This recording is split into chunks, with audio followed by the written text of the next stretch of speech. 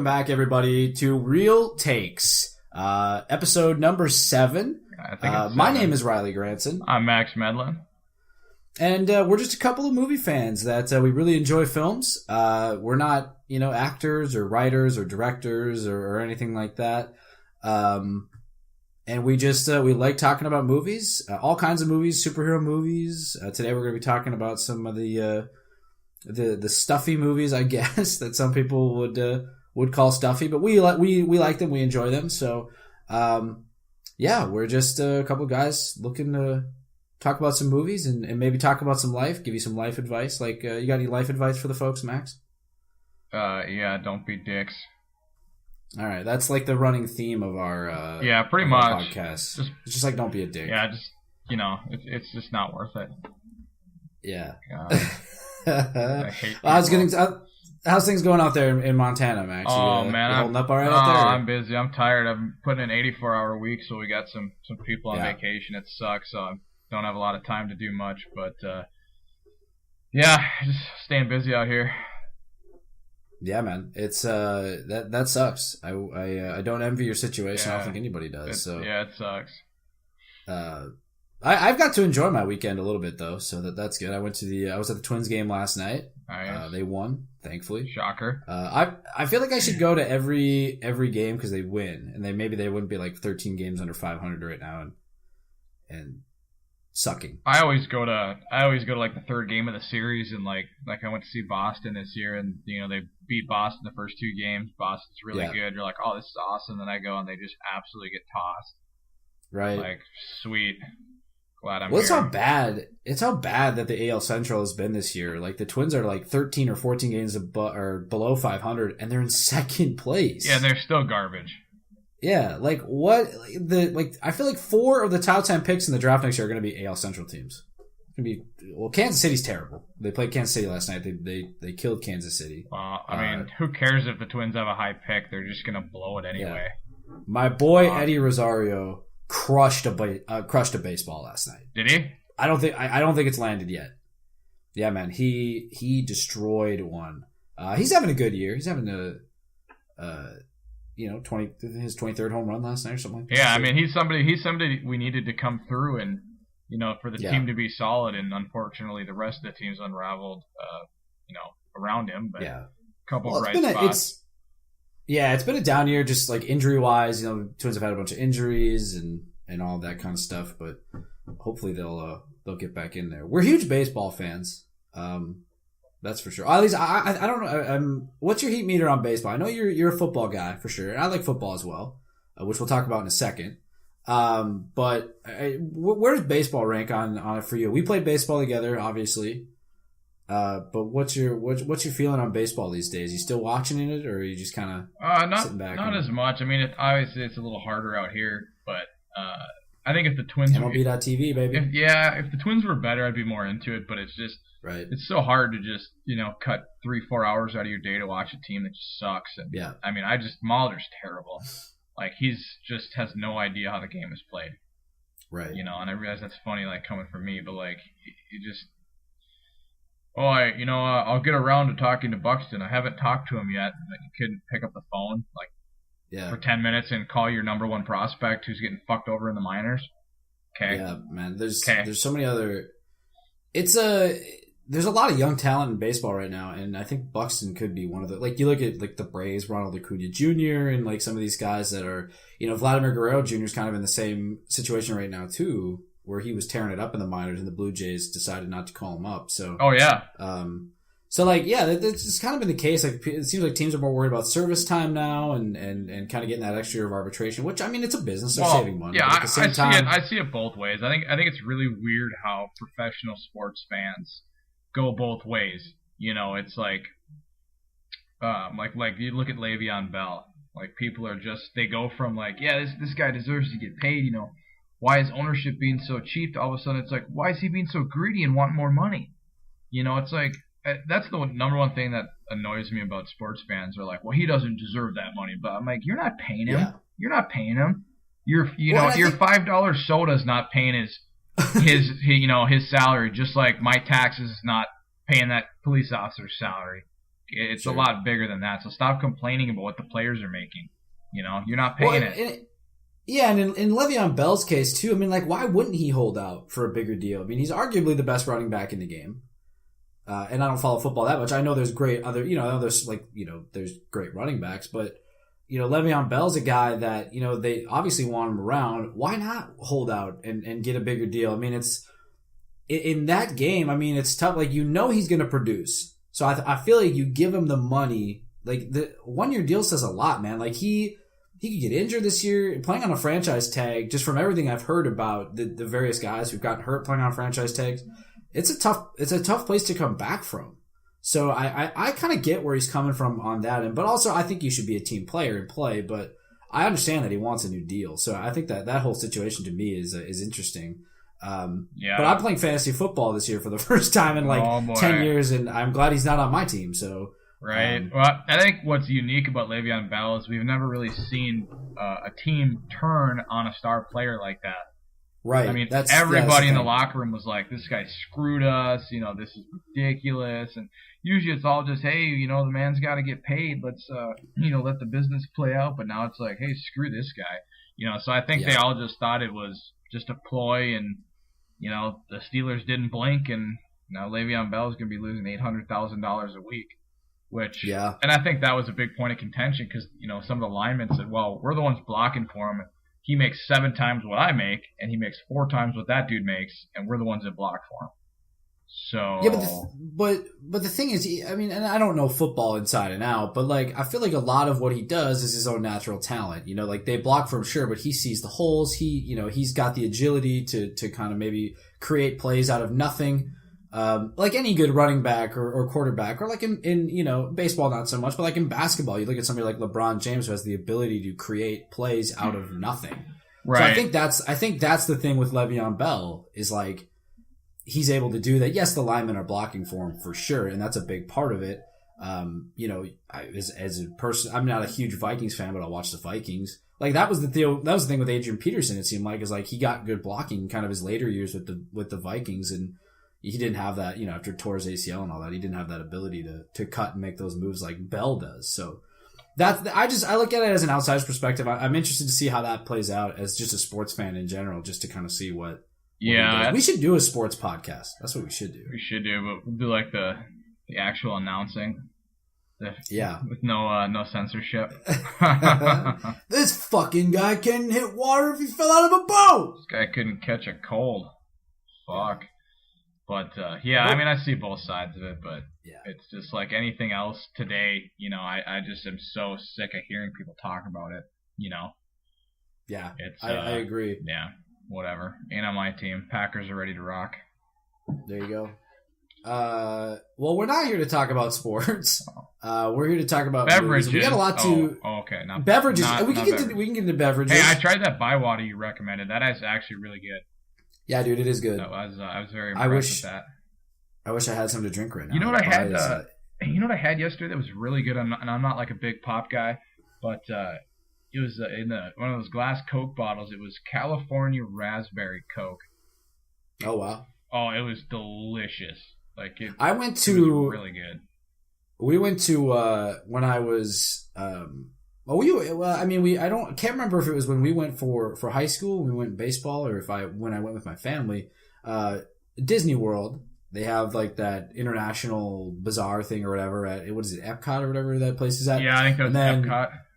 Yeah, and we went to the Mexico stand, and it was like Coke with orange flavoring in it, like not like a Fanta, like like I've heard.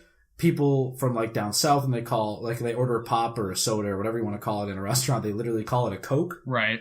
Which is interesting. This was literally Coca-Cola with like an orange tinge to it. And it was delicious. Surprisingly, that orange and like cola blend. I don't know what it is.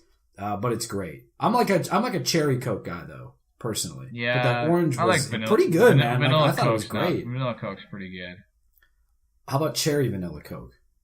Ooh, I don't know if I've had that yet. Great shit. It's so good. Yeah. So more beverage talk, more sports talk. Maybe we'll do a separate podcast for that. We can have real beverage takes. But anyway, we're here to talk about movies. We got a lot to get to today. We're going to talk about some festivals, what they have, what that means for the Oscars, kind of, what movies that were shocked maybe are getting good reviews, maybe shocked that aren't getting good reviews, or kind of things that we expected. Before we get to that, we do every week on the show talk a little bit about the movies coming out this week. It's early September, which is usually kind of, almost like the end of August or early August is a dumping ground a little bit. We're kind of out of the summer movie season. And we're kind of getting into, like I mentioned, this fall with the festivals and all that kind of stuff. So, Max, just real quick, what was your favorite movie of this past summer? Oh, boy. Of the summer? Yeah, like May through August. And, it's hard to say. I mean, favorite as far as, like, just action-packed, and I really liked it. I liked The Avengers, obviously. When did A Quiet Place come out? Was that over the summer? Yeah, it's not a summer. April. It came out in April. April, okay. Great movie, though. Yeah, it was a fantastic movie. Yeah, I'm kind of drawing a blank of what the big summer movies were, but I'd say it's in terms of entertainment and just, spectacle, I think Infinity War was definitely right there. Yeah, I'm with you on that. I would go, as far as the summer blockbuster type stuff goes, Infinity War is it for me too. I've seen it twice. Looking forward to watching it again. A 4K Blu-ray of it mysteriously showed up at my door. I'm cool with that. But anyway, as far as it kind of, I'm with you on the Infinity War, but if there's some of the great indie films that have come out, two that come to mind for me, Black Klansman, and Leave No Trace, two movies that I thought were just absolutely brilliant. But let's move on and let's talk about the two, if critics have anything to say about it, abominations that have come out this weekend, neither of which I have seen. Have you gotten a chance to see either The Nun or Peppermint this weekend, Max? Yeah, no, that's going to be a negative, especially on The Nun. Well, we talked a little bit about, we didn't talk much about The Nun. We talked a little bit about Peppermint in our fall movie preview. You guys can go back and check out that episode. Peppermint was a movie I thought maybe could be like the John Wick of this year, just kind of like an action thriller that's a little bit surprising. But if reviews are any indication, it certainly does not appear to be that way. So we'll start with Peppermint. It stars Jennifer Garner. I don't really know who else is in the film, but she plays a parent whose child, I believe, is murdered, and then she kind of goes on a murderous rampage to get I don't know, bring somebody to justice or something like that. It sounds pretty by the numbers. Are you interested in seeing it, Max, or are you kind of just like, this is early September, I'm more focused on what's coming up? I'm more focused on what's coming up, and I thought it was funny. Yeah. And I thought it was funny when I was doing some research for the show. I looked up some information on Peppermint, and the New Yorker's headline reads, Peppermint reviewed, Jennifer Garner stars in an ignorant, racist, drug trade revenge film. Oh. So, sounds like, so it's good. Sounds like some people perhaps offended there. Fair enough. Yeah, like I said, I don't know much about it, so I'm gonna stick to it might be something I'll check out by the end of the year on iTunes or Redbox or something like that. I do like a good action thriller every once in a while. You never know.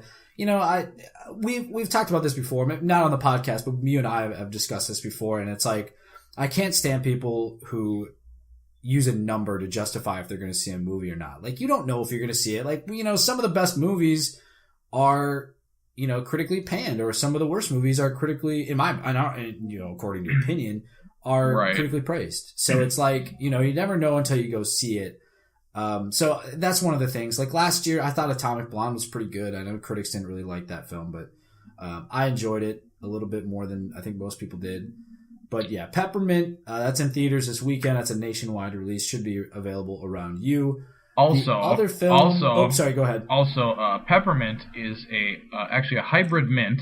It's a cross between water mint and spearmint. Wow. I've never heard of water mint before, but fun fact for everybody. We like having fun facts on the show. That fun fact brought to you by Lifesavers. Hopefully, soon will be brought to you by Coca-Cola. Yeah, Coke. We're coming for you, Coca-Cola. Come on. We're a fan. We're a fan of the product. Come on. It's better than Pepsi. Ugh. Yeah, everything. Can I have a Coke? Oh, is Pepsi okay? No. No, it's not okay. No, it's not okay. Is fake money okay? Yeah, I'll pay with this fake card. Here. All right, so let's talk about this Mean Nun movie. Yeah, so this is part of the Conjuring franchise. Have you seen, how many of the Conjuring movies have you seen? I think I've seen the first two. Including, but I also include the Annabelle movies in there. Have you seen any of the No, Annabelle movies? I haven't seen the Annabelle movies, just like the two straight up Conjuring ones. So, I'm personally not a huge horror fan. I saw the first Conjuring. I thought it was pretty decent. I didn't think it was great. Everybody was just like, "Oh, it's great. It's the best horror movie. The Exorcist." No, it's not. It's fine. But again, take it with a grain of salt. I'm not a horror fan. Conjuring 2 I thought was awful. The first Annabelle is terrible. And I also don't understand the praise for Annabelle Creation, which I went to the theater and saw at the time. Thank God for MoviePass. But I saw that movie and I was just bored to tears and saw every little plot twist coming. And it was a film I almost walked out of. But I thought some of the filmmaking was pretty good in Annabelle Creation. This, on the other hand, when they announced this, I thought, okay, that makes sense. You know, they're just going to keep rolling with the cash cow. Annabelle Creation made a lot of money. These movies don't cost a lot to make, so you know, why not do it? However, I haven't seen this. I'm kind of curious to see it. Even though I'm not a huge horror fan, just, you know, as I just like watching movies. Not good reviews so far. I don't even know who's in the film or who directed it. Max might have that information. I don't. It doesn't look like. I didn't think there was anybody super famous in it. Was there? Not really. No one that I recognize off the bat. Right. Taissa Farmiga. Oh, okay. That's Vera Farmiga's sister. Oh, Vera Farmiga, of course, okay. from like The Departed and Up in the Air. Oh, Right now, the movie is tracking to make a pretty solid $45 million this weekend. Yeah, I think it's already doubled its budget. I think the budget was $22 million. Yeah, and that's the thing. And it's probably gonna do well overseas. $22 million budget. It's made $32 million. According to Box Office Mojo, these are estimates at this point because it is Saturday. We usually won't see those numbers till late Sunday. Domestically here, it's made $22 million. Again, it's projected to make $45, and it's made $32 million overseas. So right now, $54 million. So yeah, on a $22 million budget, it's doubled its budget, made it back already, and that's why they make these movies. And you know what, Max? Good for them. You know, I'm happy they're making money. These movies obviously have an audience. People are going to go see it. It just does not interest me, and I take from your point of view, it doesn't interest you. Well, and it's, you know, and I have seen the two Conjuring movies, and it is kind of interesting. I'm just reading the synopsis here because obviously I don't really care to see it, but I guess this is a prequel to The Conjuring, Yep. And apparently the demon that's the antagonist in this movie ends up being in The Conjuring and The Conjuring 2, is what it sounds like. So. I get it. You want to tie the story together, but it's not doing well. But I mean, when you're making a profit of, you know, $25 million, okay, get it. I get it. Doesn't mean doesn't mean I'm gonna go see it, but I get it. Well, and good for Warner Brothers. I mean, Warner Brothers is one of these studios. I mean, it's their major studio, right? And they quietly do make a lot of money with their films. I mean, you look at like It last year. Of course, that was distributed by New Line, but I believe Warner Brothers owns New Line, so it's all under the Time Warner umbrella. But I mean, you know, they made a lot of money with Wonder Woman last year, and they've still got Aquaman coming, which, if it's good or bad, we'll probably make some money. Obviously, Fantastic Beasts is going to make some money. A Star is Born, which we'll talk about in a little bit here, is probably going to make some money too with the stars attached to it and the buzz around it. So good for Warner Brothers. I mean, they're making a little bit of money, and they're killing it. So I don't have anything else on that, and unless you wanted to bring anything else up on the Nun or Peppermint. The only other movie opening in theaters this weekend, sorry, I didn't mean to just totally cut you off before you even said anything. Faith-based film. I believe it's a faith-based film. Let me look up the correct name. It's called God Bless the Broken Road. Yeah. Not a wide opening. It opened in 1,200 theaters, but it'll have an audience. It'll make a bunch of money, and the fans, the target audience will like it. When does that open? That opened this past weekend. Oh, okay. So we're not talking about next week yet? No. Okay. Unless there was... So anything there... Let's see. There was... So I got one for next week that's opening. Right. We'll get to that next week. Or maybe later today if it's one of those... Well, shouldn't we talk about it now so people can get ready to see it next week? I suppose if you don't want to, if you don't think we'll be able to get the episode out by, yeah, you know what? Fine. I'm assuming it's the Predator. It is not. Oh, what are we talking about then? Mandy. Okay. Have you looked at that at all? Mandy, I know what it is. Yep, the Nicolas Cage thing that's getting a lot of buzz. It appears that Nicolas Cage has finally met a movie role that matches his personality, which is fucking crazy. Yeah, that's what I've heard that about it. Yeah, for sure. the buzz. Basically, this is a movie about a couple that's just living their life, and then the town gets invaded by a cult. And basically, the buzz I'm seeing is that Nicolas Cage is fantastic. He's crazy, which, I mean, that's who Nicolas Cage is, you know. And Nicolas Cage is one of those people that there's a great actor in there, but he just doesn't show it a lot. Yeah, you know. But it sounds like for sure. It sounds like in this movie he's fantastic. I don't know. I don't know if it's going to be a wide release or what it is, but all the buzz I'm seeing is positive. You got Nicolas Cage, Ned Dennehy, someone I'm a big fan of, Linus Roach, is playing the leader of the cult, Jeremiah Sand. I'm a big fan of Linus Roach from his role in Vikings, as well as Andrea Riseborough. So it's got a pretty solid cast, I think. I love Andrea Riseborough. Or Riseborough, I'm sorry. Yeah. Riseborough.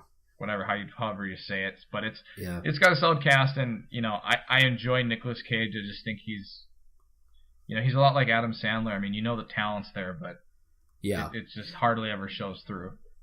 It is a limited release, it is, okay, as far as I can see. So I don't know if that means it's going to be in a few theaters and then go right to VOD, which is certainly possible. I think that probably is what likely is going to happen, but I can't find a lot about... I've never heard of RLJE Films.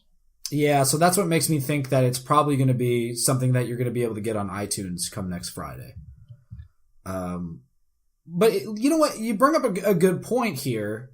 We might as well just talk a little bit about some of the films coming up. We won't spend a lot of time because I do want to get to this festival stuff because there is a lot to talk about. But next week you have The Predator, which premiered at TIFF. We'll talk a little bit about that in a minute. A Simple Favor, which stars Anna Kendrick and Blake Lively. The trailer looked awful. I have no interest in seeing this film. Unbroken: Path to Redemption, which we talked about, which is kind of a weird... It's a sequel, it's being billed as a sequel to Angelina Jolie's film Unbroken. Is kind of the continuing story of Louis Zamperini. So but I think it's taking the more faith-based angle, whereas I think Angelina Jolie's film took that, the more biopic angle. Yeah. So I don't know what to expect from that. Probably not good things. And then White Boy Rick, which again is something we'll talk about in a minute. So that's kind of why I thought, well, we'll get to some of these releases. So, and then limited next week, there is really nothing. We won't get into some of the limited stuff until, September 21st or whatever. So, you got anything else to add there, Max? No, I guess not. I just wanted to make sure people are up and aware of Mandy. Yep. Sounds good. That's what we do here. We're always willing to recommend movies that maybe you haven't seen. Open your horizon. And this movie just, we'll obviously get to it. We're talking about festivals, but this movie has been in a lot of festivals, including Sundance. Yep. And it's been very popular as well. So. It was a big hit at Sundance. It was. So, okay. Real quick before we get into the festival stuff, just wanted to plug a couple of things. Did you want to talk about Alpha, Max? Yeah. I'll talk about Alpha. Let's talk about Alpha, but just wanted to plug, if you guys haven't or didn't know, you can check out a couple of movie reviews that I did. Still waiting on Max to record this Alpha review that he's been posting about on Facebook. Sorry. But I get it. You're busy. That's fine. But you can go check out reviews for The Happy Time Murders and Operation Finale. Both are in theaters right now. And then as well as our Facebook page and everything like that. So I also wanted to plug something on a personal level. You guys can check out some of my writing actually right now on comingsoon.net. I just posted an article there, or had an article published there on the 10 best Martin Scorsese movies. So that's a cool thing. And in my life that's going on, I'm going to be contributing for comingsoon.net. So go check that out whenever you guys get a chance. So just wanted to plug those things really quick while I'm thinking about it, because a lot of times I listen back to these episodes and we get to the end of the show and there's stuff that I'm like, shit, I should have plugged that, and then we never plug it. So right. All right, Max, go ahead. You want to talk about Alpha, which is a movie we both shit on? Yeah, I mean, I'm gonna be honest. I thought Alpha was gonna be the classic, like, oh, this is how we came to domesticate dogs, and it was gonna be really campy and all that kind of stuff, but not a bad movie. Not a bad movie at all. I'll get into the acting in just a minute, but I mean, I thought the opening scene, I guess it'd be the second scene that refers back to the opening scene, is some of the best jump cuts I've seen in a long time. There was a number of flashback jump cuts added in there, and it was really, really well done. It didn't feel like overkill. It was really good jump cuts. The CGI was really good with the wolves and the saber-toothed tigers and stuff, and there's not a lot of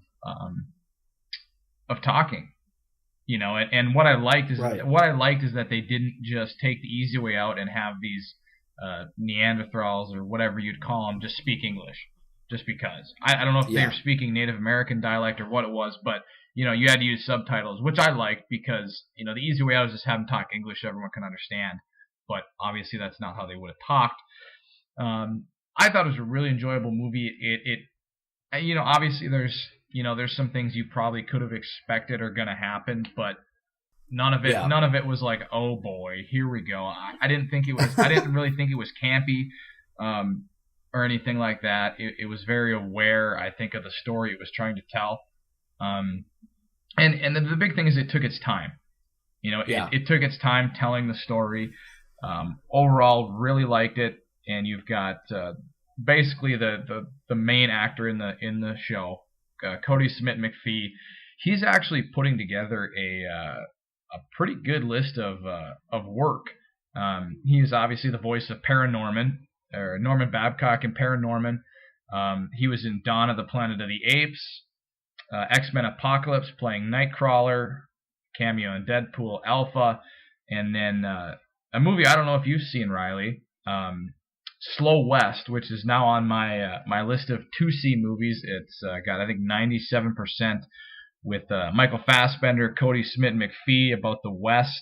I haven't seen it, but Slow West, it's on Netflix, I believe, something I'm going to definitely take a look at. But Cody Smith-McPhee is really putting together a solid career for him thus far.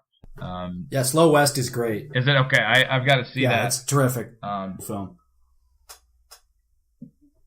Yeah, Cody Smith-McPhee is putting together a really good little career there. But Alpha, you know, if you're a dog fan, or, you know, another thing that I thought was cool is there's not a lot of movies about the early parts of human history, and if there is, they're not good, you know. And I thought this was solidly made. The cinematography is excellent. I've heard that. I heard it's shot brilliantly. Yeah, and I think that's one of the biggest things they're getting kudos for is the cinematography, which is, again, like I said, the cinematography is very, very well done.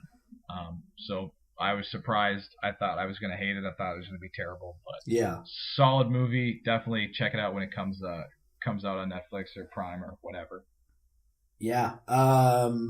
So you think people should see it? Yeah, I think so. I think go out and see it. Cool. Yeah. I enjoyed it. Well, based off that review, pretty glowing review, I'm interested to check it out now. I don't know. I think it might be out of theaters where I'm at though, but hopefully I'll be able to catch it on digital or something like that when it comes out, or maybe it'll be playing down in the cities if I'm down there or something at a second run, or maybe I'll check it out. But yeah, man, I'm glad it's good. You know, we don't root for movies to be bad on this show. You know, we just simply take our personal opinions into factor. I was with Max. I thought the movie was going to be shitty, so I'm glad to hear it's not. All right, let's get into the festivals. This is something. I feel like Vince Vaughn in Wedding Crashers, because it's like it's Oscar season, baby. I'm super excited about that. Award season coming up. The Venice Film Festival, of course, just concluding over in Italy. TIFF, the Toronto International Film Festival, for those of you who aren't super familiar. And that's what we're going to do here. You know, for those of you who aren't super familiar with film festivals, it's something I follow closely, and I think Max does now because I do. And it's kind of a good way to sort of get into this mindset of what movies are you going to see at the Oscars, what movies are you not going to see, what did we have big expectations for, and really it's a lot of things kind of just pop up at festivals that maybe weren't on your radar before. I think a good example of it is like I, Tonya, a film that premiered at some of the festivals last year, didn't even have a distributor. And then it turns out the movie is great, and Neon signs on to distribute it. So a lot of times these films seem to be going to festivals in order to get some distribution, whether it's studio distribution or maybe VOD distribution. And a lot of movies that you hear about, particularly at TIFF, you probably won't see until next year. For whatever reason. I can't think of any examples off the top of my head right now of something that premiered at TIFF. Something like this, a movie this year like Thoroughbreds came out earlier this year with Olivia Cooke and Anya Taylor-Joy. That premiered at the Toronto International Film Festival last year, and for whatever reason, the studio that acquired it just decided it would work better in 2018. So that's set up for an Oscar run this year as well. But first, Max, I want to get into a little bit, and we're not going to talk much about Venice because TIFF is the big topic right now in the movie world. Just wanted to go run down these awards right now. So the Golden Lion, of course, is a very prestigious award, and really, Max, it's an Oscar indicator. Like for example, last year, The Shape of Water earned the Best Picture Oscar. And it also won the Golden Lion at the Venice Film Festival. So it's always kind of been a big-time Oscar predictor. I think the last maybe 4 films. I'm trying to look this up right now. The last couple of films. So Shape of Water won last year. Damien Chazelle's La La Land, which was nominated for Best Picture, was nominated for that Golden Lion Award. Didn't win in 2016. But I'm just kind of looking back at some of the previous winners and maybe some of their Oscar pedigree. But this year's winner of the Golden Lion Award is an Alfonso Cuarón movie. Cuarón, of course, directed things like Gravity. He directed my favorite Harry Potter movie, Harry Potter and the Prisoner of Azkaban. I think that is definitely the best of the series. Max might disagree. But yeah, and it's a black and white film, which is also maybe showing at TIFF.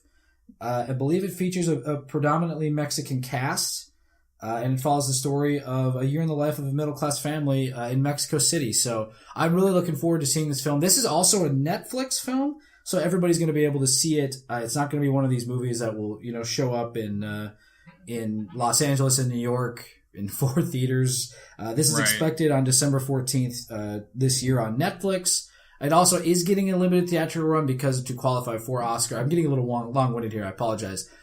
In order to qualify for the Oscars, it does need to have some semblance of a theatrical run. So, Max, what have you heard about Roma? Are you looking forward to it? Yeah, I'm looking forward to it. I believe Roma is also somewhat based on Alfonso Cuarón's upbringing in Mexico as well. Yes, that's correct. It's kind of interesting to see his take on that, and obviously Alfonso Cuarón is a fantastic director, and I still think it's funny that he directed one of the Harry Potter movies and then went on to his big Oscar wins and everything. So kind of funny, but yeah, the big Oscar wins. He won. He took home a Best Director trophy for Gravity. It's funny because you have guys like Guillermo del Toro and Alfonso Cuarón and Alejandro González Iñárritu, who they've taken home. So this is what I love about these guys. They're PC or not, so often referred to as the Three Amigos. They're all 3 of them are Mexican directors. And it's funny because Cuarón took home the Oscar for Best Director in 2013. Then Iñárritu won the next 2 for Birdman and The Revenant. And then, of course, Damien Chazelle won in 2016. But then Guillermo del Toro took home his own Oscar. So these guys have combined for 4 of the last 5 Best Director trophies, which I think is insane. And it very well could be positioned to be taking home another trophy this year too. So Guillermo del Toro actually is the chairman of the Venecia 75, which is the committee that decides all these awards. Some other notable names on there: Christoph Waltz, Naomi Watts, Paolo Genovese, and Taika Waititi. Wonder if he's a member of the famous crime family. Who directed Thor Ragnarok. I've never personally heard of Trine Dierholm. No, so this is the Venezia 75 jury is made up of usually some well-known names in the film industry. Obviously, like Max mentioned, it was headed this year by Guillermo del Toro. Yeah, man, it's Roma. It looks like an interesting film. I'm looking forward to seeing it. Cuarón has done some great movies. If you've never seen Y Tu Mama Tambien, which is a Spanish language film that Cuarón did, it's one of the best films of the century here. So definitely check that movie out. Moving on to the Silver Lion, which is the Grand Jury Prize. And I'm not 100% sure how this film is chosen. I know the jury, of course, that we just talked about, I know they're involved, but I don't know if there's a broader voting base involved. But that went to Yorgos Lanthimos, his film The Favorite.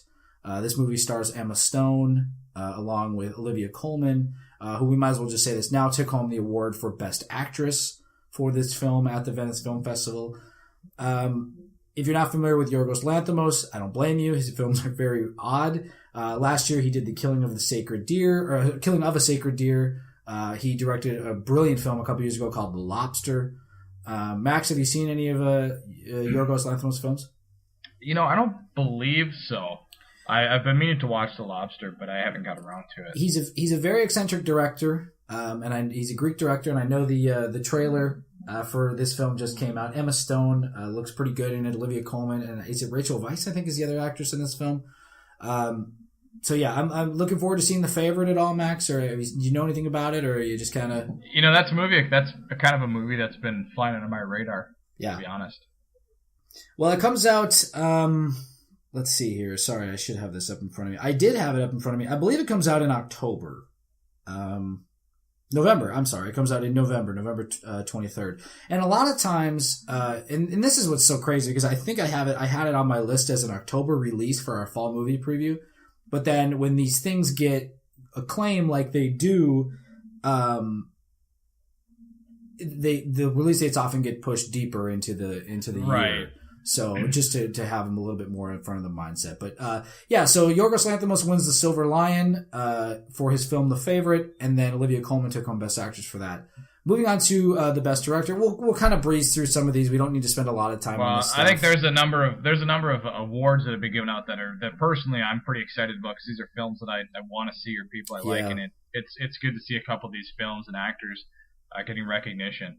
Yeah, so real quick, I'll just run down the other three that I had here. Jacques Audiard, I apologize if I'm blowing that name. He directed, I can't think of the film he directed, but he directed The Sisters Brothers for this film festival, which stars Jake Gyllenhaal, John C. Reilly. That film he took home the Best Director honors for that film. Willem Dafoe takes home the Best Actor trophy at the Venice Film Festival for At Eternity's Gate. That makes me so excited. I love Willem Dafoe. Yeah, and he's playing Vincent Van Gogh here, so that's a very early Oscar contender for Best Actor. I think that's a perfect role for Willem Dafoe. Right. He's underrated in so many films. He's great in The Florida Project. If you guys haven't seen that last year, he earned an Oscar nomination for that film.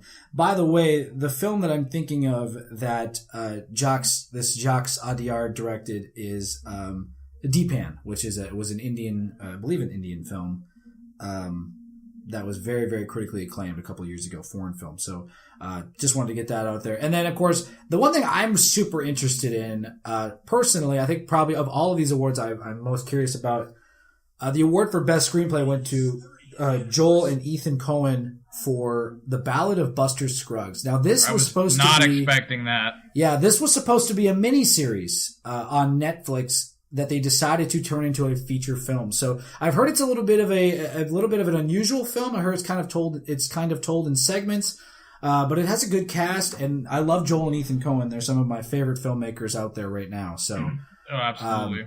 I'm looking forward. We talked about your big thing there was Willem Dafoe. I'm curious to see The Sisters Brothers, but The Ballad of Buster Scruggs is something that is definitely on my radar. So I'm very excited for The Sisters Brothers. I think John C. Reilly, very reminiscent of his role in Gangs of New York. He's another guy that's known for comedy. Yeah. But I thought he was good in Gangs of New York. Just not a huge role, but mentioned to see what he brings to the table here. Yeah, and I've heard it. It might play into his comedy, proclivity a little bit. But like John C. Reilly, The Aviator, he's popped up in things like that. He's popped up in like Chicago, the musical that came out a few years ago. And we talked about this a lot. He's just popped up in random films that like you wouldn't expect he would pop up in. No. But yeah, so that's kind of Venice. The only other award that I saw, the major award they give out, is they give out an award to a best young actor or actress. I'm probably going to butcher this name, Baikali Ganambar, for Jennifer Kent, who directed The Babadook, Jennifer Kent's film The Nightingale. So something maybe to watch out for as well.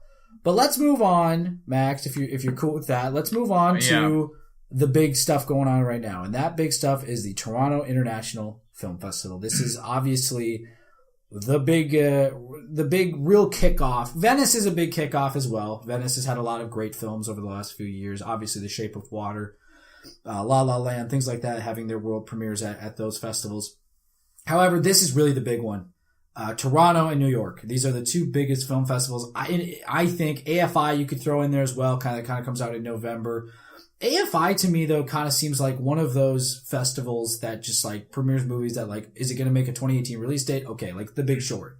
Right. We didn't know if that movie was going to make a 2015 release date, and it did, and it premiered at AFI. But Toronto, a really great lineup at Toronto this year. Like literally one of the best I've seen since I've really started paying attention to it. As far as movies, obviously we haven't seen any of these films, but really great stuff coming out of these festivals. Obviously, the one I have a couple on my radar. First Man, let's start with that. Max is one of them. This did premiere at Venice, but it is showing at the Toronto International Film Festival as well. Great reviews. This is Damien Chazelle's follow up to La La Land, and it follows Neil Armstrong. There's a little bit of controversy surrounding this. I don't really want to get into that, but it's just because it's a stupid controversy, and I don't want to give it the light of day. So I agree. I'm really looking forward to First Man, Max. I think this could be a big contender for not only Best Picture, but you could look at maybe Chazelle for directing trophy again. You could look at Gosling for an acting trophy. I've heard Claire Foy is great in this. Corey Stoll playing Buzz Aldrin. So this is something I think is going to be a major Oscar player, simply based on the pedigree alone of having someone like Damien Chazelle involved in it. Well, I think with a movie like this, especially something as visually stunning as space and rocket launches, I think you got to be on the lookout for some cinematography awards as well. But the big strength, like you said, it's got a strong cast. Ryan Gosling is I'm sure going to be fantastic. I think people need to step back and realize that this is not a rah America movie. This movie isn't about America putting a man on the moon. This movie is about Neil Armstrong and the struggles and the sacrifices and the cost and the to dangers. Neil Armstrong. Yeah, absolutely. And the dangers of going to space. Incredibly dangerous. At that time, yeah. Yeah, and then people need to remember this is the story about Neil Armstrong. It's not about the story about America. It's not any of that. It's about Neil Armstrong and the personal struggles he went through. I love Kyle Chandler. I love Claire Foy, Corey Stoll. Oh, I didn't know Kyle Chandler was in this. Yes, he's awesome. Slayton, who I don't know who that is, admittedly. Right. But I believe he's Mission Control.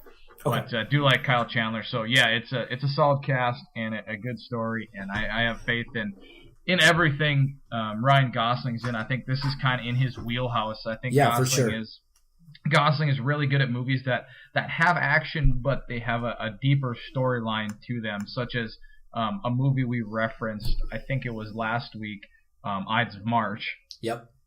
He's really good at those kind of brooding movies where it kind of builds suspense, and I'm very excited for it. Yeah, and he's really good, like you mentioned. He looks like he's really nuanced in this film. It looks like a real subtle, kind of nuanced take on this material. So really looking forward to First Man. I think that's going to be a big Oscar contender. One of the other big Oscar contenders, I think, is going to be just given the current climate of our nation and kind of just the various things that we're going through, is the Joel Edgerton film Boy Erased. This premiered a couple of nights ago, or either last night, I want to say. Boy Erased is directed by Joel Edgerton, written by Joel Edgerton. It stars Lucas Hedges, Oscar nominee Lucas Hedges, Nicole Kidman, Russell Crowe, Joel Edgerton. The trailer for this movie is very deeply affecting, and Max and I talk about this all the time. I'm not a big trailer guy. I try not to watch trailers because the trailers just ruin too much of movies nowadays. I try to read the plot and maybe some of the context of it before I choose if I want to see a film or not. But this looks like a movie that is going to be a tearjerker and definitely, a Best Picture, acting nominations, probably some screenplay stuff, maybe director for Joel Edgerton. I'm really, really looking forward to seeing this film and continuing to watch Lucas Hedges grow as an actor, as somebody to watch out for in some of these movies. So, Max, what are your thoughts on Boy Erased? I'm very excited for it. I've got a ton of confidence in Joel Edgerton. Yeah. Russell Crowe and Nicole Kidman are a really good pairing. I believe they're both Australian. Yep. Joel Edgerton is as well. Is he? Okay, perfect. Yep. But I think Nicole Kidman and Russell Crowe really play off each other well. It's a movie that I think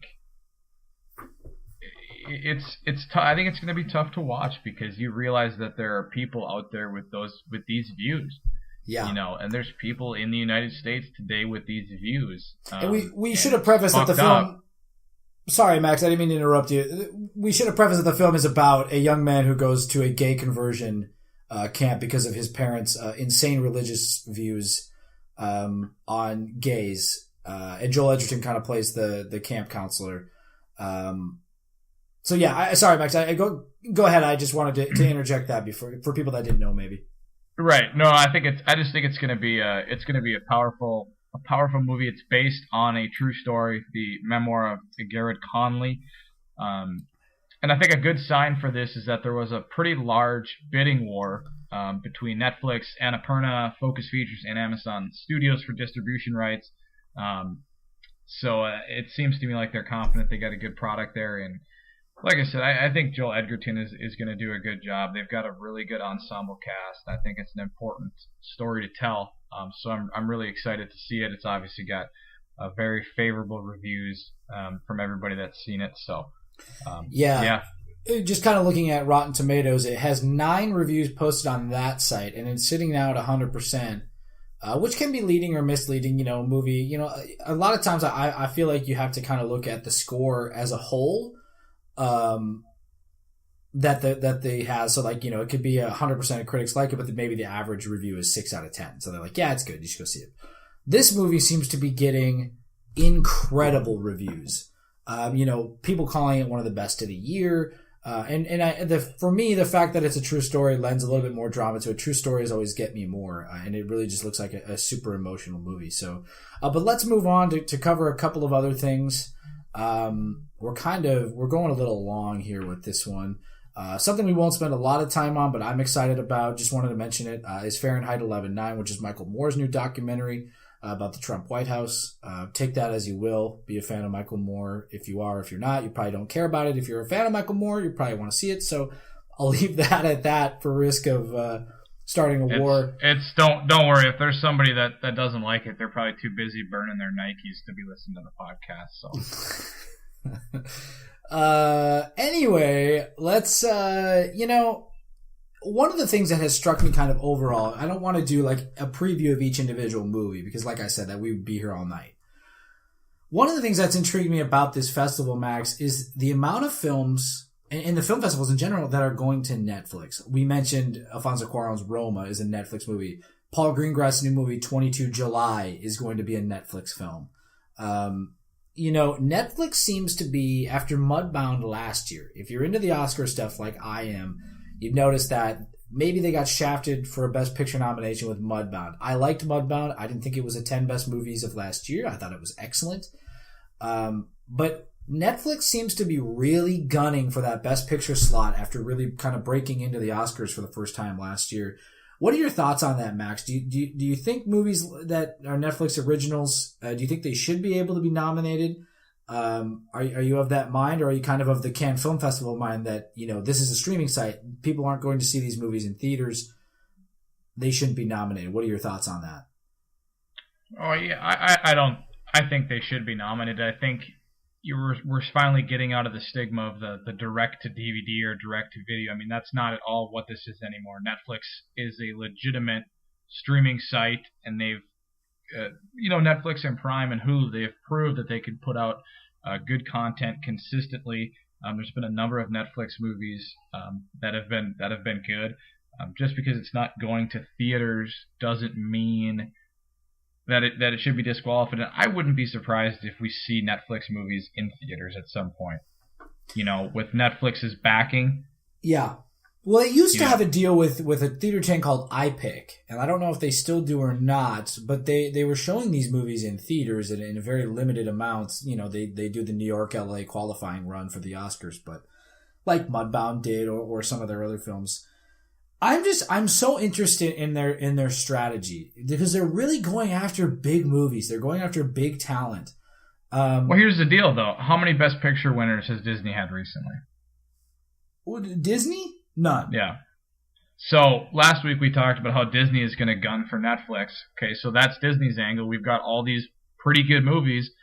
Maybe Netflix is going to come in and say, hey, we've got the best movies. That's everybody's gunning for market share right now. Sure. Best Picture winner would sure help Netflix. And the way that streaming is going, I think that people will have both. I don't know too many people that are really into the streaming stuff that are probably going to just be like, I'll pick one over the other. If that's the case, I think the family dollar goes to Disney, but I think the people like us will go to Netflix. I'm certainly interested in the Disney streaming service because I like all the animated films. I like the Marvel stuff. I like Star Wars, all that, But you're right. I mean, if Netflix can say we've got movies like Roma that you can't see anywhere else, and unless you live in New York or LA or one of the bigger markets, you can't see in theaters. We've got movies like and that I think is the big draw to their site, which is so fascinating to me because they're drawing people. A studio when they acquire something to me, they're drawing people towards the theater. They're drawing people towards, hey, go see this in the theater because this is what I do. Netflix is drawing them to a service. And I think that's where a lot of people have that disconnect. I may be way off on that. And if I am, I'm sure there's listeners out there probably like, you're fucking stupid. That's not true. To me, they're drawing people to the service by saying, okay, I've got this critically acclaimed Oscar, and people do pay attention to the Oscars, but they don't as much anymore, I don't think. And because I think in the Oscars with the whole popular category thing, I think we're trying to appeal to the people who don't normally gravitate to the Oscars. However, if Netflix has something like every year, I'm kind of scatterbrained right now, but every year the movie that wins Best Picture is usually still in theaters, right? And it gets a bump in the box office from the next week because people are like, okay, well, this, people that are industry experts think this movie is great. So like last year, The Shape of Water wins Best Picture, and the next weekend, The Shape of Water's box office goes up. It's not, number one, but it goes up because people want to go see the movie. So for me, this is them saying, oh, you want to see the Best Picture winner? You're going to have to subscribe to my site and then look at all this other great content that we have, and it affords them the opportunity to do it. So I'm a proponent of going to the theater personally. I think people should go to the theater. I think it is the best way to experience a film. Even, some of these other, maybe not, like Boy Erased. To me, I think every movie should be seen in the theater. I think that's the experience you should have. But at the same time, I think it's interesting that Netflix is going to this route. They've really ramped it up. Amazon Studios is a little bit different because they do release their films in theaters. Manchester by the Sea, stuff like that. They have released to wide audiences, and then it appears on Amazon Prime. But maybe Amazon Prime, seeing the success that Netflix has, maybe they will do day and date stuff, which would be excellent because I think Amazon Studios has done a great job with their movie selection. But that got a little long-winded. But yeah, so Netflix making some big moves. Max, what other movies at Toronto that you wanted to bring up? We kind of talked about it, but the Sisters Brothers, we don't have to talk about that too much. But really excited about that. Joaquin Phoenix is always good, and it's always good to watch the Academy squirm because they know how much he hates them. Also, Jake Gyllenhaal in there. Excited about that. There's obviously the big ticket ones. There's two I'll touch on quick that I think are kind of flying under the radar. One of the ones I'm really excited for after doing some research on it is Green Book. Comedy drama directed by Peter Farrelly. Stars one of my favorite actors, Viggo Mortensen, as well as Mahershala Ali, who is fantastic. He is Oscar an winner. Academy Award winner. It's kind of an interesting story about basically Viggo Mortensen's character, and this is a true story. He stars as Tony Lip, who actually ended up being an actor himself later in life. He was on The Sopranos, among other things, but he's the bouncer for Don Shirley. And, they're in the Deep South, and obviously the Deep South is very racist and very backwards, and it's kind of, I don't want to call it coming of age, but, whatever the equivalent of that of someone, maybe being enlightened is where I see this film going anyway. I enjoyed the trailer. Viggo Mortensen's an incredible actor, as well as Mahershala Ali, obviously. What's interesting is the screenplay was written by Nick Vallelonga, who is Tony Lip's son, who should have really good personal insight into what happened. And I'm really excited for this. I just found out about this a couple days ago, but it's premiering at Toronto on the 11th, and I'm very excited about it. I trust those two actors to not make a bad movie, basically. Yeah. What are your thoughts on that? I'm a little apprehensive about Peter Farrelly doing drama. Because, we all know Peter Farrelly from Dumb and Dumber, and There's Something About Mary, and all these other films, these great comedies, or, he's made some really bad comedies too. I'm a little nervous how that's going to transfer over. I'm very optimistic though. I want this movie to be good, because I love when directors who are known for one thing, or actors who are known for one thing, kind of step out from the crowd and say, look what I can do. I can do this too. My favorite example of it recently is Adam McKay. Adam McKay, Anchorman, Step Brothers, all these goofy comedies, Will Ferrell comedies. He steps back and he does something great, like The Big Short, which I think is a film that doesn't get enough love. So I'm looking forward to it, simply for that reason, just to see what Peter Farrelly will do with that material. So yeah, absolutely. And then the other one I'll just talk about quick, then you can jump into yours. The Frontrunner. Yes, I'm excited. Hugh Jackman, who is an Oscar nominee. Yes, he's a charismatic politician, and it basically follows his rise and perhaps his fall as someone that has some ideals, and they get challenged. I realize that's very vague, but the movie hasn't been released yet or anything, so we don't know a whole lot about it. But Academy Award nominated director. It has premiered. It has premiered to mixed reviews so far. It's directed by Jason Reitman, who is an Academy Award nominated director. Yes, it has premiered. Right now, it's kind of sitting at mixed reviews. Some people praising it for its casting, others saying it's a little bit inconsistent and unfocused. And I believe it's a true story. Is it not? I am not sure about that. Okay, maybe it's not. I thought it was. Oh no, it is. It is. Okay, it is. Yeah. Yes.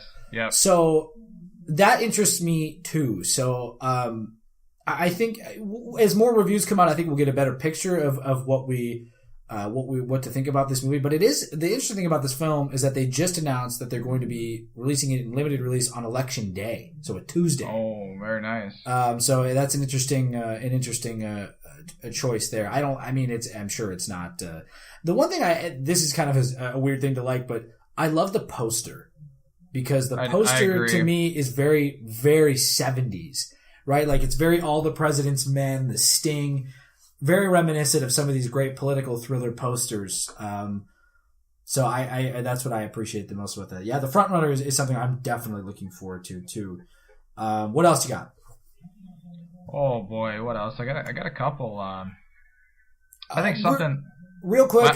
I think we'd be remiss without mentioning real quick. I don't want to talk about it much because it's coming out soon, and there's other things I want to get to because we know about this movie already. A Star Is Born, getting great reviews. I just wanted to mention that real quick because I don't want to spend a lot of time on that. So sorry, Max, go ahead. No, that's fine. Star Is Born does look really good. Something that's intriguing to me, and we've talked about it a little bit. We don't have to spend a whole lot of time on it. Sure.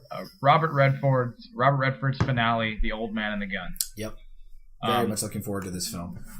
I am. Something that just from watching the trailer and kind of reading about it, I wonder if this isn't. I guess I don't know how to articulate this, but kind of about him as well. Sure. About Robert Redford himself, kind of the end of the line, and this is it. And that's kind of the vibe I got from the trailer, because this is Robert Redford's final film, yep. which is a shame. But I mean, he's given as an actor, he still hasn't said if he's going to direct anymore or anything like that. So sorry. Right. Go ahead. No, but this is kind of his final farewell, and the vibe I'm getting from it is I don't know. I guess I don't know how to describe it, but I think it's going to have some parallels to Robert Redford himself as well. You got a very good cast: Robert Redford, Casey Affleck, Danny Glover, Sissy Spacek, Tom Waits. I don't know who it is, but Tika Sumpter. Tika Sumpter played Michelle Obama in that very, very underappreciated film South Side with You, where she played. The story of Barack and Michelle Obama's first date. She's great in it. So yeah, sorry. Gotcha. No, that's fine. So a solid cast. Obviously, Sissy Spacek is fantastic, and Robert Redford deserves a fantastic send off, and this seems like a movie that's just right up his alley. And one of the things too, and I don't know, because I mean, again, I watch infinitely more movies than you do, and have a little bit more context. One of the big reasons I'm looking forward to this is because I fucking love David Lowery. If you have not seen A Ghost Story, it's a very bizarre film. It's not for everybody. It is excellent. It was a top 10 film in 2017. It is on Amazon Prime.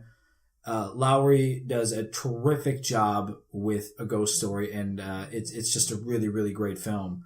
I don't want to say more about it because I think you should go into it knowing as least amount of it about it as possible. But A Ghost Story is great. And then the other thing that really gets me excited for this is I haven't seen Eighth Body Saints, which was his first film, and I think it has great praise. Pete's Dragon. This was a Disney live-action movie that no one saw. It made $76 million here in the U.S., which is abysmal for a Disney movie. A live-action one at that. It's a really good little film. I enjoy a lot of what Robert Redford is doing in that movie. So he's worked with Robert Redford before, which is always a good sign when it comes to some of these directors. Yeah, man. But A Ghost Story is really the reason I'm looking forward to seeing this film, because I just love that movie so much. A Ghost Story. That's the one where he's in the sheet, right? Correct. Yeah. And okay. That's really I haven't seen it, but I've been meaning to see it. I heard it's a fantastic film. It's so good. It's incredible. It was in my top 5 of last year. Yeah. So you have Old Man and the Gun. All those movies you brought up were absolutely. I'm looking forward to. Couple I wanted to touch on. I've talked about this movie in my friend groups and with you and with Marissa and with people ad nauseum, and that is Beautiful Boy. The trailer for this movie, and again, I don't watch a lot of trailers. This one I did watch is heartbreaking. It's a story of addiction. It's got a wonderful cast. Steve Carell, Timothée Chalamet, who, if the early reviews are any indication, they're both great in it, and that it's really a star-making... And Timothée Chalamet really has become a star, but it's a star-making performance for Timothée Chalamet. The thing I like about Timothée Chalamet is that this dude picks really interesting projects. Obviously, Call Me By Your Name last year. He's great in that. Oscar-nominated for that film. But, then he goes and does things. Now he's doing Denis Villeneuve's Dune, right? He did a couple of smaller films this year. He was in Lady Bird. I just love the way that this dude picks projects, and this movie looks like it's no exception. Very favorable critic reviews so far. Some praising it as a film very hard to watch, but a necessary watch. Really, it's based on a true story about Nick Sheff, who Timothée Chalamet plays in the film. I believe it's Nick Sheff. I think his dad is David Sheff, and yes. Yep. He is battling an addiction to narcotics. I as I've gotten older, I've realized that I've started to be emotionally affected more by movies, and just watching the trailer alone for this movie, Max, I teared up pretty good. I got a little misty-eyed watching this trailer, just by the way that Timothée Chalamet's mannerisms, it just looks so authentic. Is this something you're looking forward to? I know you're not a big fan of these kind of slower, less rewatchable films, but what do you think about Beautiful Boy? Yeah, I think it's definitely one I want to see. I think Steve Carell is another person that has traditionally done comedy roles, but as of late has broken out of that and proved he's a very versatile director. I think another good sign for this movie is Brad Pitt is also producing it. Yes, Brad Pitt. So that's a pretty heavy hand behind it. But I think meth addiction and like Duluth and stuff, heroin, is something that's really affecting our communities. And you see online, you see people that say, he was a drug addict, and then you got other people that say, well, why don't they just stop? And both sides are just stupid opinions. Drug addiction is not something you can just stop. It's not something that people want. It's very complicated, and you don't see a lot of movies that tackle that, or at least as their main subject. So I think this movie has the potential to be obviously very powerful, but maybe the baseline for movies about that kind of thing. You just don't see it a lot. It's not a popular topic, but it's real. It's and I watch Drugs Inc. like every day, so I'm kind of up on all that stuff, but it's like my office. But yeah, I think it's it might be a slower movie, but I think the potential for tremendous performances from Carell and Chalamet are and that's the praise. High. That's the highest of praise so far for the film. Is not so much maybe about the film, but just Carell and Chalamet giving just truly great performances. So I'm looking forward to seeing that. That is an Amazon Studios movie that comes out in October. A couple of things I wanted to touch on is every year you get these movies at TIFF and some of these festivals that maybe don't live up to the expectations. Opening night film at TIFF this year is no exception to that rule. Very mixed reviews coming out of TIFF for Outlaw King, the Chris Pine film directed by David Mackenzie, who directed one of the best films of the last 10 years, and that's Hell or High Water. If you haven't seen Hell or High Water, I feel like I say this all the time, but A, what the fuck are you doing? See that movie. And B, I don't even know where I was going with that. Anyway, Outlaw King is another Netflix movie that premiered. It was the opening night film at TIFF, and it tells the story of Robert the Bruce, which, of course, elements of that story are covered in Braveheart. It looks like a film that could be interesting. It has very mixed reviews, people praising some of the visuals in the movie. But really overall, some of the reviews I've read, it's kind of a dumbed down version, or kind of just like a slow movie that maybe not what you really wanted to see from this story. So, which is too bad, but yeah, and I know you're a big fan of stuff like that. I love Braveheart as well, but this movie is definitely something that when it pops on Netflix on November 9th, I think I'll definitely be checking out. White Boy Rick, another movie that really has not lived up to the hype. Trailer's great. I like Matthew McConaughey. The story is really interesting right now. Again, sitting at mixed reviews. Again, these aren't movies that are being heralded as terrible. They're just movies that are kind of middle of the road mixed review stuff. I know White Boy Rick is a movie you're really looking forward to, Max. I am too. I'm still going to see it. Yeah, I was. Yeah, I'm still going to see the film. But yeah, this is one of those movies that maybe didn't escape the praise. A couple of the things that I wanted to bring up too before we wrap up here, because I know we're getting a little long. The Predator premiered at TIFF, as well as an interesting thing to me is that this new Halloween movie with David Gordon Green is directing is also going to premiere at TIFF this week in their Midnight Madness selection. The Predator, I don't really care about it. I like Shane Black. I'm probably going to go see it when it comes out next week. And Halloween is another thing that I'm looking forward to as well. I love the original. Everything else from there has just kind of been garbage. But that's all I have on TIFF. Anything else that you wanted to bring up? And A Star is Born, I feel like we neglected a little bit, but I'm sure we're going to talk a lot about that in the coming weeks as the marketing campaign for that wraps up and we see it in theaters here in a little over a month. So. Or a little under a month, I guess I should say. Yes, there is a movie I would like to bring up. Sure. That we haven't talked about. It's kind of flying under the radar, but it premieres today actually at TIFF. Widows. Ooh, yes, good call. Good call. This movie looks great. It does. It's a heist drama directed by Steve McQueen. A very, very good cast: Viola Davis, Michelle Rodriguez, Elizabeth Debicki, Cynthia. Yep. I'm not even going to try to pronounce that one. But Colin Farrell, Brian Henry, Daniel Kaluuya, Jackie Weaver, Carrie Coon, Robert Duvall, and Liam Neeson. I had just happened to find this the other day, and basically the premise is 4 robbers are killed in their attempt at performing a heist, and now the widow's got to step up and finish the job. And that sounds kind of funny, but it's not a comedy at all. Right.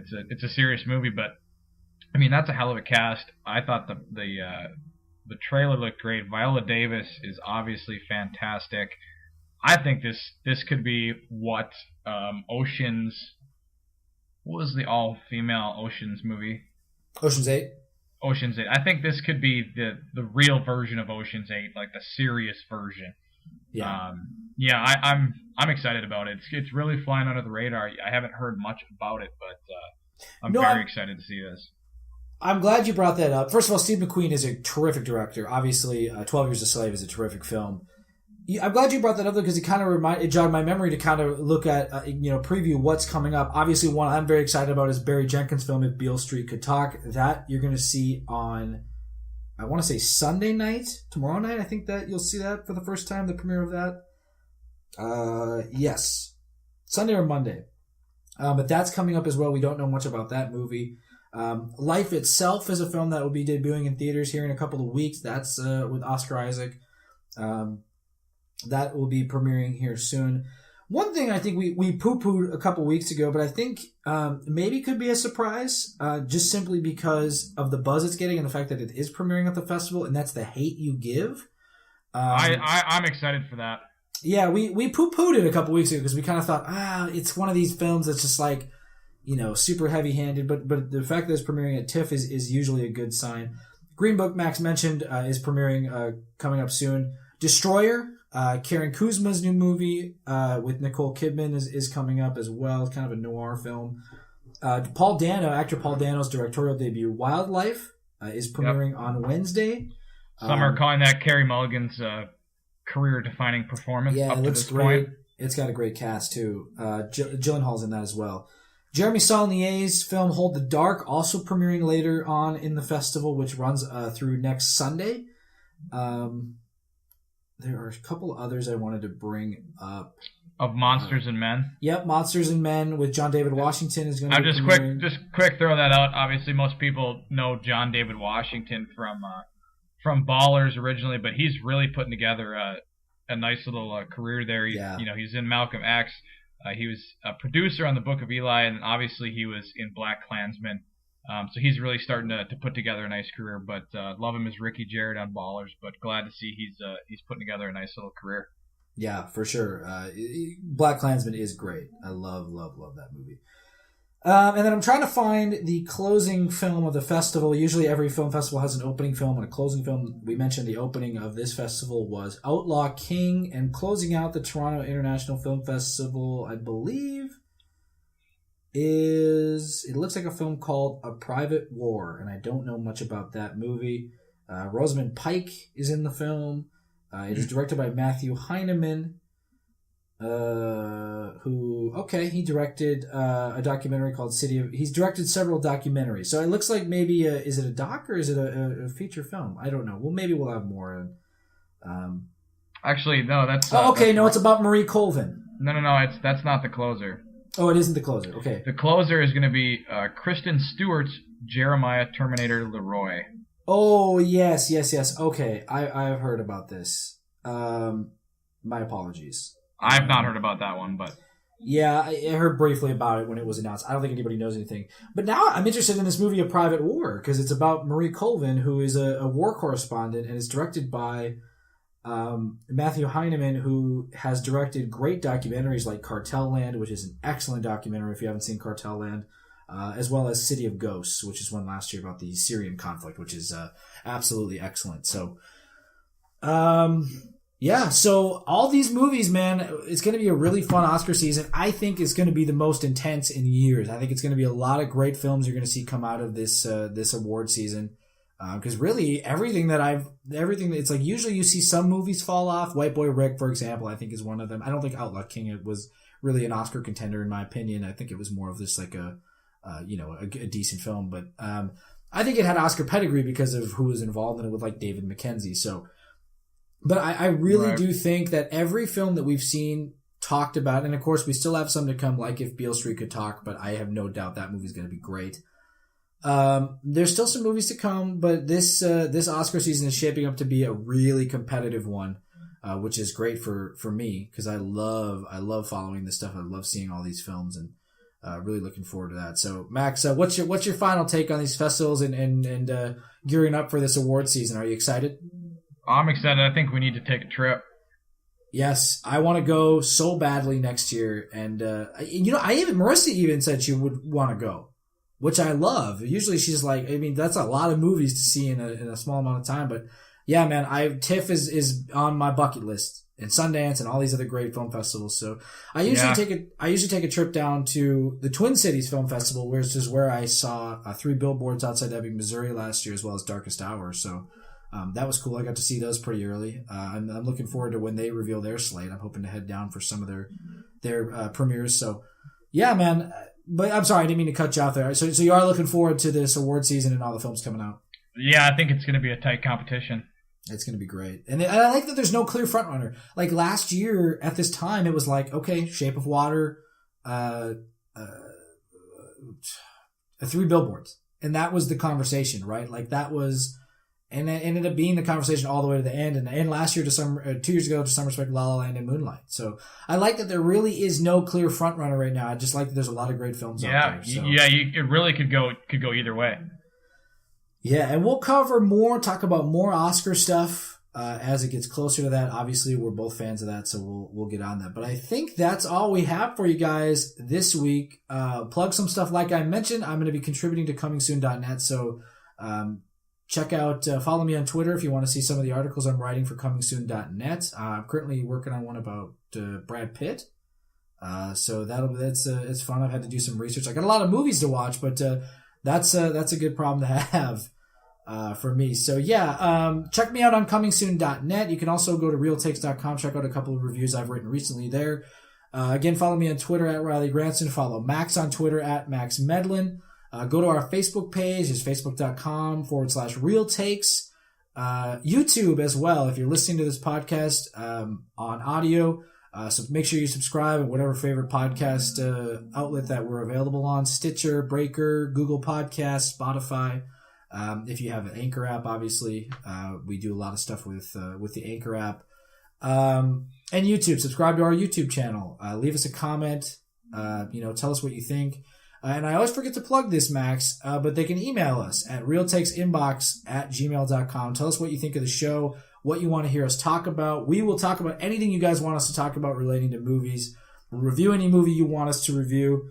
And we're hoping, I think, to have some guests on to talk about some stuff fairly soon. I hope that we can finagle having some of our friends on to talk about some movies. So anything I missed? Anything you want to plug, Max?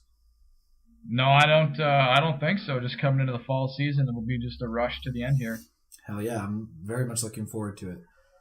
All right, guys, that's going to be it for this week's episode. Thanks for listening, and we'll see you guys next time on Reel Takes. See ya.